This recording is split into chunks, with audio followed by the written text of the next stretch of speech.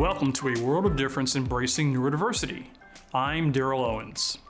Let's start with a good news, bad news scenario. The good news? A recent Eagle Hill consulting study found that 72% of U.S. employees say they would hire a neurodivergent colleague. The bad news? Far too often, neurodivergent college graduates, bright, capable, and ready to contribute, find themselves struggling to land meaningful work in a world that hasn't yet learned how to truly welcome them. Here's a bit more good news. As more organizations begin to understand the business case for hiring neurodivergent talent, change is happening. On this episode of A World of Difference, we follow one newly minted college graduate on his journey to land his first career role. Next, we'll see how a financial services giant is welcoming neurodivergent talent into its pipeline. We'll also hear from a panel of experts from across the country who will unpack the obstacles neurodivergent job seekers face, and later we'll introduce you to our latest difference maker, an award-winning author who literally wrote the book on guiding parents through special education. But first, we visit the Price family, who've been intentional and proactive on multiple fronts to help their son Liam not just survive the job hunt, but thrive. Liam graduated from the University of Indianapolis with a communications degree in May, and his journey is one you won't want to miss.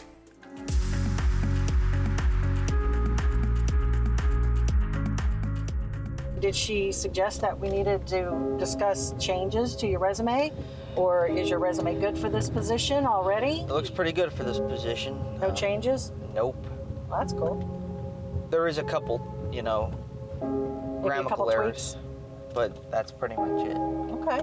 I still live at home here in my room, but I would like to live independently at some point. I've been learning the skills how to take care of myself properly, Yeah, it was, struggled a little bit at first, but got back on track. I had severe doubts. I'd seen what Liam was able to do in high school, and obviously he really shined in high school. He had a lot of supports, but that next level was a fear for me, and for Cindy as well.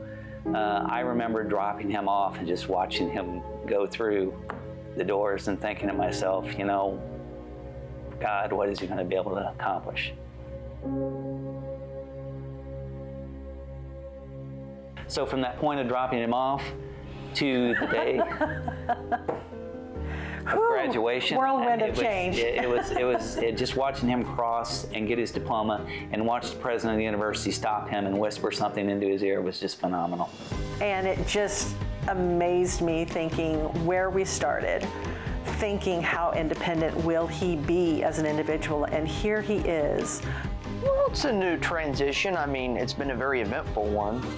What I'm finding is that a lot of these people on the autism spectrum, when they go to college, they get a degree and they work hard to get that degree, that there are a lot of companies out there that are not willing to take a chance. So for me as a parent, it's been very frustrating. I know it's been frustrating for her, but the other side of it, where it hasn't been frustrating, is that when those opportunities come and those experiences come along the way, he takes those experiences, puts them on his resume, and you got these people that'll sit back and go, wow. He's been here longer than I have, and been involved with Special Olympics with Johnson County since it started. Everybody kind of looks at Liam as kind of the guy that's been there and done that, and looks for him as the model of really how to practice and how to perform and how to approach the competitions and practices. How you doing today? Great, Joe. How about you? Doing great. Let's go. I first knew him as an athlete, and his role with both me and my department in Special Olympics Indiana has really grown in that time. Liam writes blogs for us once or twice a month. He gives an athlete's perspective into topics, events, and people that he and his fellow athletes find interesting. He is enthusiastic. He is open to any ideas. He accepts feedback. He brings everything that I want a young rookie reporter to do.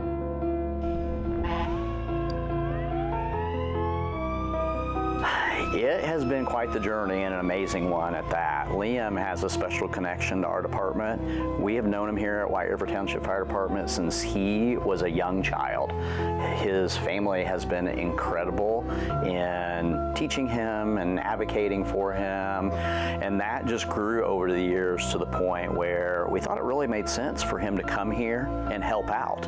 He would help organize materials and clean the mannequins after people did CPR on them. He is taught at the Johnson County Crisis Intervention Team training, which is invaluable.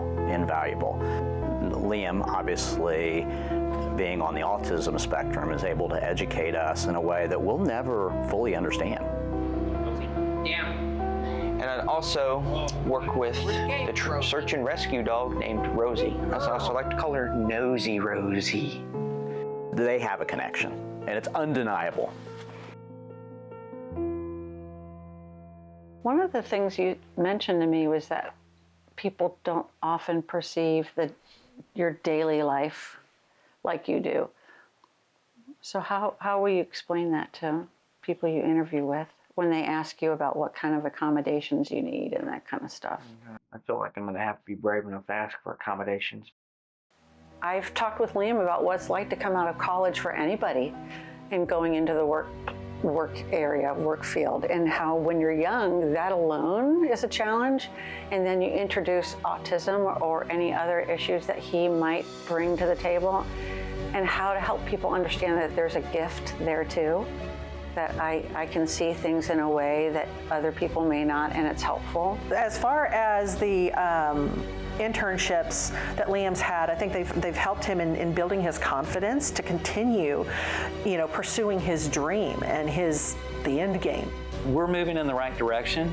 We feel like, his job search, he wants to do radio, but he also wants to advocate. He wants to help other individuals out there who are going to go down the same road he is, make it a little bit easier for them in their pathway.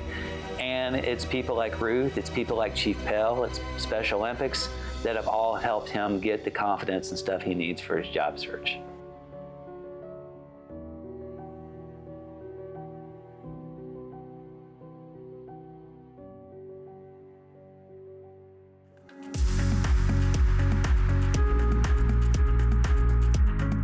Surveys show that many companies are beginning to understand the value neurodivergent employees can bring to the workforce, but not all companies have taken the next step. Neurodivergent talent with an interest in banking are now finding a haven at Wells Fargo, thanks to the Wells Fargo Neurodiversity program. It's a hiring approach built with intention, one that prioritizes skills, promotes inclusivity, and is designed from the ground up to be accessible and welcoming to all.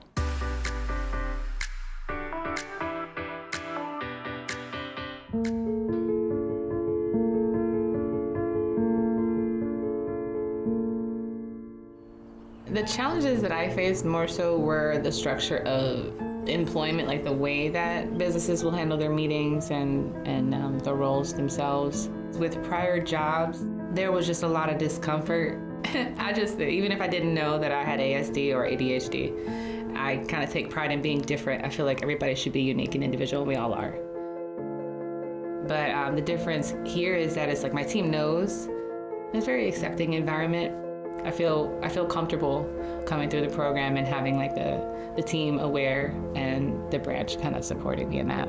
We want to develop a program, an initiative that really is focused on bringing this talent through the organization. I mean, that was the goal. So our program started in 2020, so we're 5 years in with over 300 hires across 9 different business units, 20 plus interns. So we feel like we've been incredibly successful in our hiring efforts across the organization. We have over a 90% success retention rate of our individuals who are neurodivergent. I mean, like that's extraordinary when you think about, kind of industry average. Myself and my team had to learn a little bit about, what neurodiversity is, because not many people do know, but 2, what that looks like for anybody, whether it's autism, ADHD, dyslexia. after going through the training and after going through the programs, I was super excited. I was still a little nervous, like, how does this play out? Do I have to do anything differently? But all in all, it's been fantastic. Jennifer and I work really well together, and then just the opportunity for us to connect, it's honestly not much different than I work with my team right now, so. Wells Fargo actually gives you a coach and a mentor when you come through the neurodivergence program. So my mentor was another banker here. My coach is in a whole other department, and he serves to help with literally any questions that I might have to do with anything within and outside of Wells Fargo. So it's a really good personal support to me. There's so much flexibility in the way that Wells Fargo actually works with their customer service and our training process. It just feels full of variety. It doesn't feel mundane, it's not boring. So I really enjoy that I can engage with different people. I'm having different conversations all day. Sometimes I'm just super energetic. So if I have a break time, I'll try to go on a walk, get in the grass. But really it's like a personal energy thing. I could get very excited. She has a really great connection with her customers. I've noticed that she takes the time and the patience to really understand them. Sometimes we have those customers who are a little bit more difficult to kind of understand maybe their needs, and they're not willing to open up. But I've noticed that with Jennifer, one of our customers, he's usually very closed off and quiet and doesn't like to talk very much. But he is just in love with Jennifer when he comes in. It's just like, he's like, I need to see Jennifer. Can I make an appointment with Jennifer, please? He stopped in the other day to get cash. He's like, I need to see Jennifer. And he gave her a hug. I've never seen him hug anybody before. We're really good at this work. I mean, we really believe that how we've been able to build this structure around neurodiverse talent is quite honestly best in class. And it can be done. And to kind of move beyond maybe uncertainty and fear to just the realization that this is a brilliant talent pool. That's the innovation that companies want. And we believe that this is a talent pool that can bring that innovation to those organizations. I think the aspect of going from historically really not understanding my diagnoses is actually getting better. I feel more confident within myself since working here and just experiencing the support. Feeling supported goes a really long way.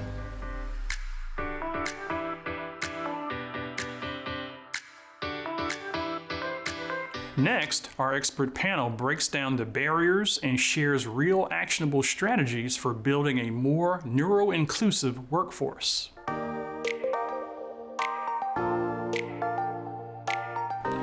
Melissa Bradley leads Tailored Career Services at Beacon College, the first accredited college for neurodivergent students. A nationally board-certified teacher, she has 30-plus years in inclusive education and workforce development. Danny Lynn Fountain equips neurodiverse employees with tools to advocate for change and navigate complex systems.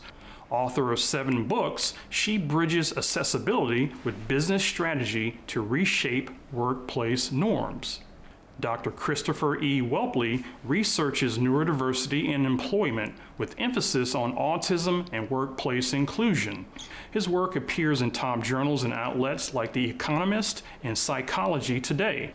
And we're going to start our conversation with Melissa Bradley. So Melissa, what are the most common misconceptions or challenges that neurodivergent college graduates face when they first begin their job search? And how does Beacon College help to address these challenges? Thank you, Daryl. These are great questions. It's a misconception that getting a job is going to be easy and won't require more than a strong resume and a successful interview. Those days are long gone for not only neurodiverse individuals, but neurotypical graduates as well. Another misconception is that people are going to secure employment immediately upon graduation. These are not the trends we're seeing in the marketplace today. It's not uncommon today for it to take anywhere from 8 to 10 months to secure full-time employment after graduation. Companies today of all sizes and countless industries are eager to meet and consider candidates with a variety of stackable internship experiences, work, even volunteer experiences that really demonstrate throughout their time in college, not just their senior year, their skills that reflect their capabilities and their impact on any business or organization they may have served.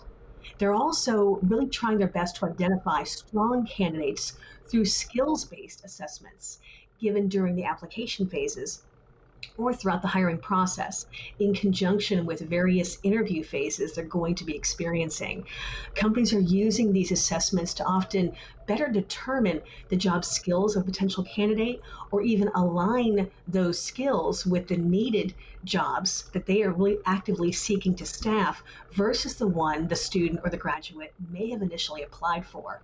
So here at our center and across the campus, we're helping our students and our graduates develop resources such as e-portfolios for all different majors, not just tech-driven, that reflect their learning experiences and their work product, such as project-based learning endeavors that will really help transfer and translate to hiring managers who are looking for new talent.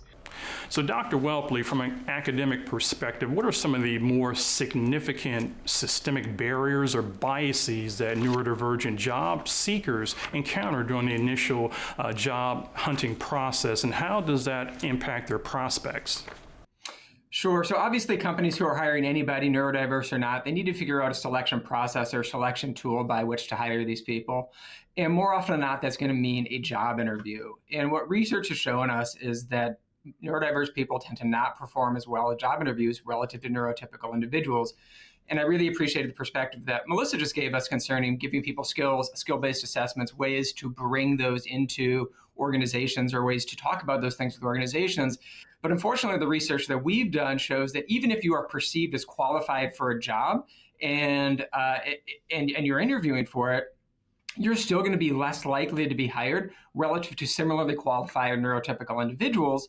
And we know this because if you are reading a transcript of an interview as opposed to just watching an interview, we actually have neurodiverse people outperform neurotypical individuals.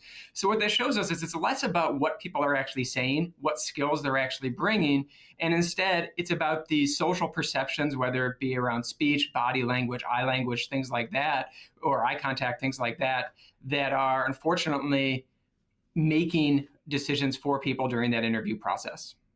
So Danny Lynn, from an individual perspective, what are some of the crucial first steps that neurodivergent job seekers should take to identify strengths and suitable job paths so that they can have an effective job search? Common advice that's often given to job seekers is the job you find may not perfectly align with your passions and interests. And for neurodivergent folks, I encourage them to flip that on their head. We know and we understand that when neurodivergent folks' interests are directly aligned with the work that they do, they tend to perform better, specifically due to the benefits of things like hyperfixation, special interests, and improved executive functioning when folks are actually working on something that they care deeply about. So my first and biggest piece of advice is for students to truly niche into fields of interest and leveraging their cross-dimensional interests. So if a student is deeply passionate about French Napoleonic history and a lover of literature, identifying roles that would actually tap into both of those is going to best prime that student for success. So understanding that the advice of finding a job, not the perfect job, is less ideal for neurodivergent job seekers because we do want them aligning their work with their interests for most appropriate success at work.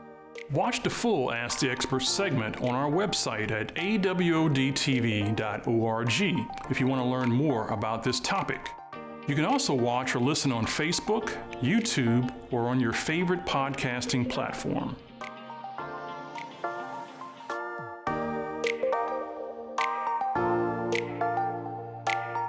Next, let's meet our latest difference maker. Some people don't just advocate for change, they build the blueprint for it. Amanda Morin is one of those people. As a neurodivergent educator, author, and activist, she has spent her career challenging the status quo and reshaping how we think about learning, inclusion, and neurodiversity. She helped launch Understood.org, a lifeline for families navigating learning differences, and her words have guided millions, whether through her books, her articles, or her work with organizations from Nickelodeon to the American Academy of Pediatrics. Amanda doesn't just speak about inclusion, she lives it.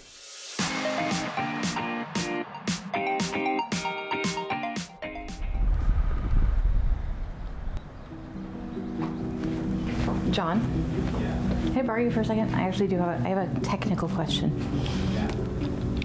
It's a new one. Yeah. This one I could do in my sleep. This one I can do in my sleep.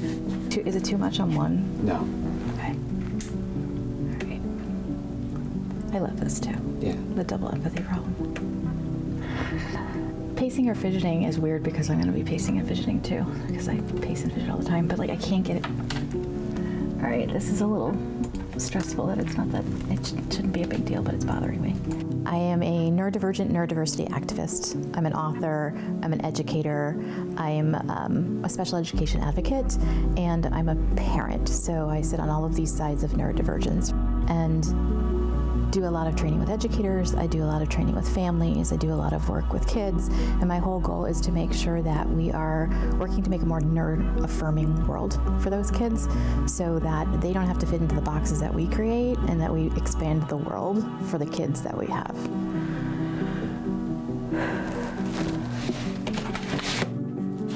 I have 3 children, all of whom are neurodivergent. 2 of them are autistic. As my own children got older and they were diagnosed, I started realizing like, oh, okay, all of these things, like all of the clothes that I didn't want to wear when I was a kid because they were itchy, right?